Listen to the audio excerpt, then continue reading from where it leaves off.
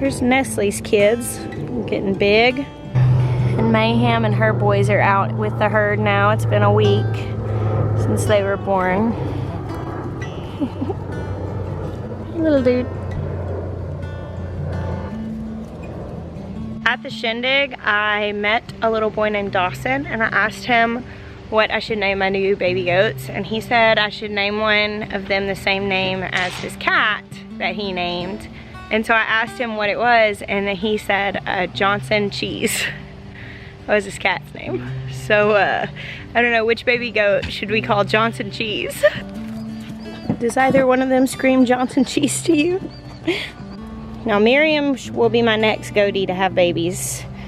Feeling her ligaments, I can still feel pretty good bit, but you can see her udder is looking pretty nice. It's not like real swollen, but she's coming along. And then Suki right here, she's kind of a wildling, so I'm not gonna go feeling on her. She's due, but not for a little while longer. See, we still have the tent up from having people over the other day. Let's go down into the garden. Detour, greenhouse. It's looking much more sparse in here, huh? I wish I had taken a better inventory to know the exact number of plants I sold at the plant sale, but it was in like the several hundred range. I could figure it out by how many flats I took. Overall, it was a really big success. I have a lot of space now out here, and I've moved a lot of stuff down to the other greenhouse. But I'm still doing a plant sale next Saturday in Conway at Bell Urban Farm. And a lot of these tomato plants that were really kind of too small to go to the shindig, some of these have grown just in the last few days pretty significantly. They will be just a great size to take to that plant sale when it comes along. I actually need to do a good bit of work in here. I'm probably going to spend a few hours tomorrow working on plants. Still have some little seedlings to separate. I don't know if anybody else is like this, but this is probably one of my biggest struggles in gardening, is like finishing up the season that I'm in. When it's garden planting time, I'm excited up to a certain point, and then I want to get into seed starting, maybe a little bit too early sometimes. And then I'm super gung-ho on seed starting, but then at the end it kind of tapers off, and some of the last things I do end up getting neglected because then I'm like, oh, I can direct sow some things. So like right now I'm so desperate to be in the garden and actually doing the stuff in the garden that I could easily neglect like the little seedlings that I started a little later, and I want to make sure I don't do that. I want to be intentional and follow through well to do everything in here to excellence. Some of these things are curling pretty bad and need water, but I just wanted to show you guys another look at my beautiful variegated tomatoes. Look how pretty that is. Isn't that absolutely gorgeous? Now that's the splash of cream, and then here is the painted lady. I so wished I had more of those at the plant sale. I ended up selling out of them faster than anything else. You guys loved you some variegated plants. I did feel very validated though. I could see that I'm not the only one. Sometimes I get all too excited about that, and if you talk to somebody who doesn't get it and they're like, oh, you like to garden? You're like, yes, I have a variegated tomato plant, and they're like, oh, good, and you're just like, But I felt at my plant sale, I felt the variegated love. And can you even blame me? Look at this. I think that we as a people, I'm talking about me and you, we get it. Hey bear, you waiting for me? You waiting for me to come out and play? Come on, let's go. So the shindig is over. Natalie went home yesterday. Daniel went home the day before. Big Bear Homestead went home the day before. Ethan and Sarah from 180 Degrees from Average, they're still here staying in our driveway in their camper for a little while longer. Ethan's actually down in the garden. He's vlogging.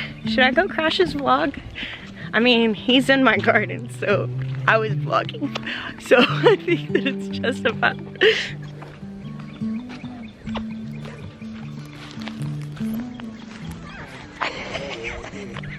Did you hate that when you try to do things this way? You know what I mean? I'm just crashing your vlog, that's all. Y'all look at that majestic view with the sunset going down behind it. I'm so in love with my greenhouse. Jaina from Grace Homestead Farm brought me these iris bulbs, so I need to get them into the ground. And my mom brought me these elephant ear bulbs. So I'm thinking that these will go well on this side of the greenhouse. I want to plant something that's going to get really big in the summer and then die back in the winter. And I thought about doing like banana trees, but I think that the elephant ears are really going to have more of the look that I'm looking for out here. Another thing that I considered doing was ochre plants, because they do get so big and they have really beautiful blossoms. I'm not putting them in the ground right now because I'm not sure. Do you have an opinion? What do you think? Ochre plants, banana trees, should I put the giant elephant ears here? What do you think? Look at that. These are beautiful purple irises, and I'm actually gonna split them up and put them right along the front here. I am a little bit nervous about doing the cottage garden area well. I feel like I'm getting started late, which to some of you, I know you're under inches of snow and you're like, yeah, right.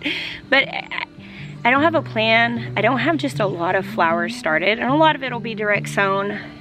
And I think it's like so many other things, I've got to really make sure I hold myself to like a long-term plan, because this is going to be largely a perennial garden, and perennials get better with time. I mean, they become more established, they reseed, and to have that wild looking English style cottage garden, that's something that really takes a few years to get in. I would really love inspiration and like pictures. If you're not already a part of our Friends of Roots and Refuge Farm Facebook group, that would be a really great place to share some inspiration with me, and I know that other people could bounce off of it.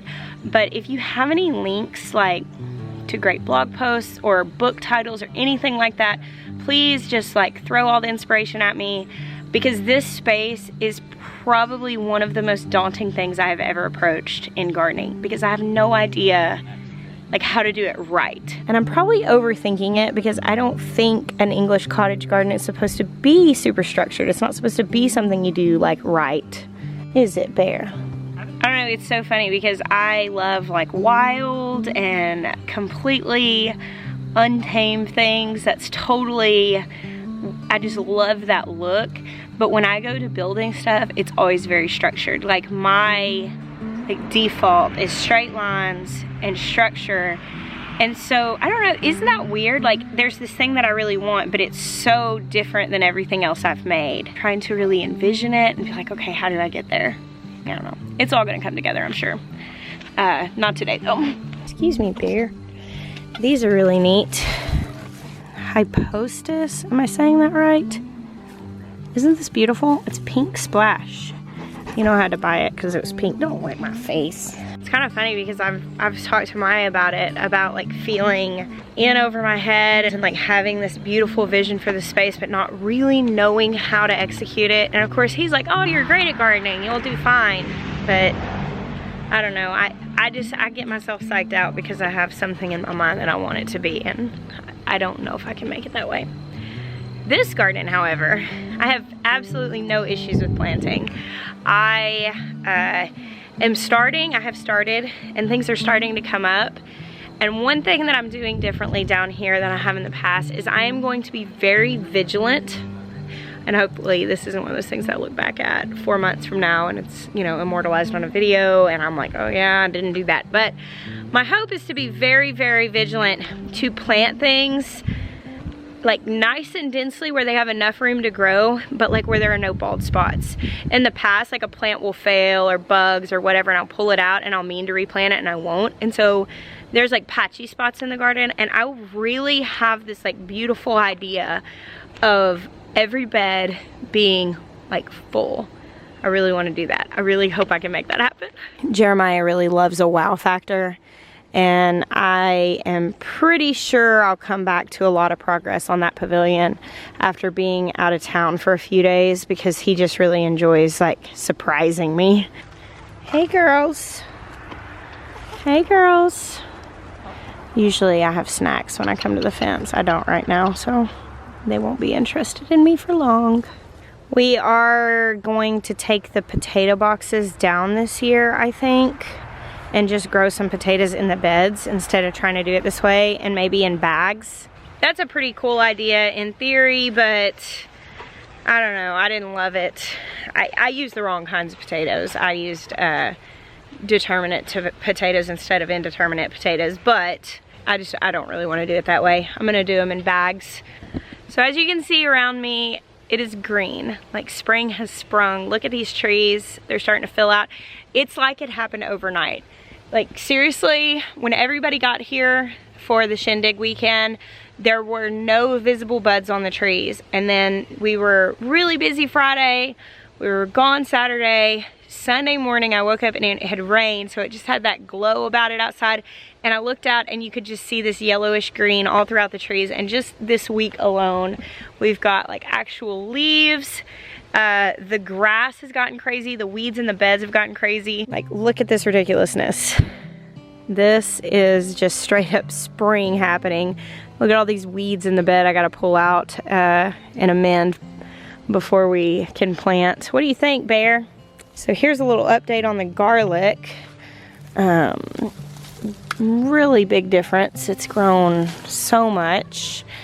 And then here is the elephant garlic. Isn't that neat? I told you guys when I trimmed back the lemon balm and the mint a few weeks ago that it was gonna take off like crazy and be huge in no time. Yeah, check that out. The mint is taking over this whole bed, as you can see, and then the lemon balm's making its way out as well. Like, that's lemon balm right there. But it's getting so big and full, tons of mint, and they will compete with each other for this space, but they'll largely be contained to that space. Oh my gosh, that smells so good. For those of you who are new to gardening, don't put mint anywhere that you don't want it to fill out over the course of time. Mint is very invasive. Lemon balm is in the mint family. The mint family altogether is invasive. And so, like this instance here, this literally started 3 years ago, I think, with one tiny little pot that was a lemon balm start and one tiny little pot that was a mint start. It had one single sprig in it. And this has been harvested, cut down, frozen, eaten by goats. I've pulled it almost entirely out in some places. And after the first year and realizing how persistent it was, I just made this the bed for it and gave it this space to share. The two pushy bully cousins, lemon balm and mint. This is their bed. It's mostly exciting to see everything so green and growing. It's slightly overwhelming because when I walk out through here and I see how much I have to do, I'm like, oh Lord, this is a lot. It's okay. Now Maya's been working over here, and this is probably something else that's gonna get done here very soon as well. He has put a fence up around the kids' garden. He's gonna build a gate. Now this gravel is all in here for drainage. I don't think he's planning on putting more gravel in. I think he's planning on putting mulch down on top of this.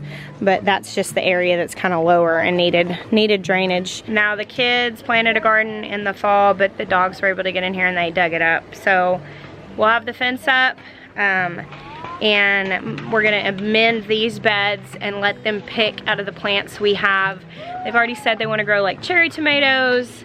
I don't know what they're gonna choose to grow over these trellises, probably some melons. They like to grow radishes. We let them pick whatever they want, and I give them advice about what I think is good, like during that time of year, what doesn't really like to do well that time of year. However, if they choose to grow something against my advice, then I encourage them to give it a shot. Because the thing is like, maybe it'll do okay, I don't know. And if it doesn't, then maybe they'll learn to listen to the person that's teaching them. So I'm curious to see what they end up putting down here. They have looked through my seeds, talked about some different things, but ultimately the final say will be up to them. Maya also found this long pallet, and he's setting it over here, and he's gonna build like a little seating platform area, and we'll put like a little table and chairs there. So I'll have my seating area, and they can have theirs, which will be really sweet. Here's one more cool thing that I have actually not told you guys about officially. I think I've probably mentioned it on a live stream, but there's something new coming. Now that's not the same new thing as the new thing that will be coming that warrants us getting Gabe, the guardian puppy. We are gonna get some bees. I don't have it all nailed down yet. We were given the opportunity by a friend that is moving, and she gave us a beautiful, wonderful deal on the boxes and the frames. So we went ahead and got them. And we thought, well, maybe we'll go ahead and get in this if it's not gonna be like a huge investment. I've been told you need to start with 2 hives, that's like what's best, so you have a comparison. We've not done this before, and we're just learning. We've taken some like beginner classes, and we have some very knowledgeable friends that are going to help us. Ben Vinson from VW Family Farms, he's a knowledgeable beekeeper, and also my cousin Amy's husband has kept bees for the last few years here really close to here. So I'm very excited-ish, probably a little nervous, not because I'm afraid to be around bees. I don't know, it's just a lot, and trying new things, like starting new things that I don't know how to do makes me a little nervous. But Maya's probably going to be the chief beekeeper. Colin, do you want to say hi? Oh gosh. Lovely. Well, my battery is about to die, and that means that I'm calling it quits for today. Thank you guys so much for hanging out with me. I bless you. Until next time.